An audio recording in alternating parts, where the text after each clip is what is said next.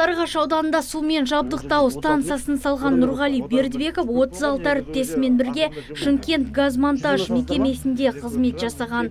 Алайда жұмысшылар белгісіз себептермен 2015 жылы 2 айлық еңбек ақысына қол жеткізе алмаған. Қазіргі таңда берешек көлемі 2 миллион теңгені құрайды. Біреудің кредиті бар, біреудің семьясы бар, газын төлеу керек, светін төлеу керек. Неше жылдан бері ол басында өзі айлықтың бәрін 2 ай кешіктіріп жігіттердің мына жерге келіп бұл жаққа постоянно хабарласып тұрамыз. Телефонмен сендер қанша болды десе 9 айға шейін бермеген балашағын қалай бақыласын сен білмеймін, амалдап жатырмыз дейді. Одан кейін бір айдың жарты авансын беріп қояды.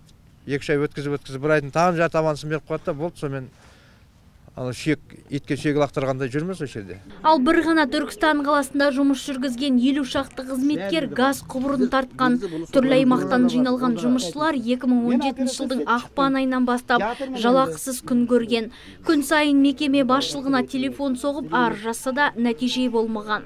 Компанияның Түркістандағы жұмысшыларға берешегі 6 миллион теңгеге жуықтайды. Мен қанша рет келдім. Өткенде ол мына таяқ жоқ еді. Таяқсыз келдім, Бауыржанға кірдім. Бауыржан осындай, мен ақшам бар екен 319 мың. Сол ақшам берсең, мен аяғым операция істетсем, керек болып жатыр дедім. Мақұл деп телефонымды жазып алып. Бухгалтериядан алып шыққан қағазымды алып қалып. Ол кезде 319 мың еді, жаңа жылдан алды 25 мың берді. Сонымен қайтып кеттік. Ол 394 мың нақты, 296 мың нақты маған қарызы бар.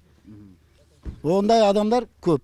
Бұл мәселеден хабардармыз деген еңбек инспекциясы мекеме басшысына талай рет хат жолдаған, алайда мардымды жауап болмаған. Мұнан соң инспекция мамандары Әл-Фараби аудандық полициясына жүгінген. Бұл жолда мекеме басшысына ешкімнің тісі батпаған сыңайлы. Бауыржан Көмекбаев деген жаңағыдай сол кісіні іздеп таппадық. Оның телефонына SMS-тер жіберілді. Осындай арыздар түсті, келіп жаңағыдай құжаттарды не қылыңыз, осы арызға мәселе бойынша келіп түсініктеме беріңіз деген нәрсе.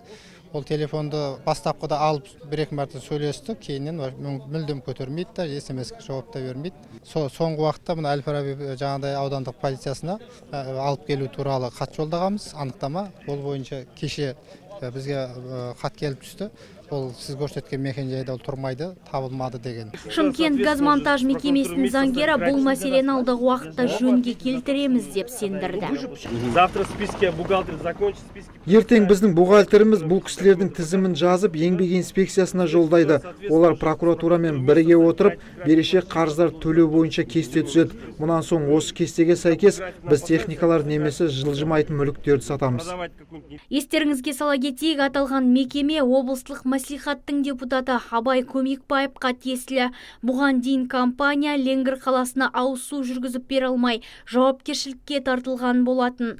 Сол уақытта Қалқалы ауылысына арнайы уақыт беріп, кемшілік түзетуді тапсырған болатын. Сондықтан мекеменің есеп шоты бұғатталып, салдарынан жұмысшылар жалақысыз қалған. Нұргүл Жолымбетова, Абзал Тұрабеков, ТВК телеарнасы.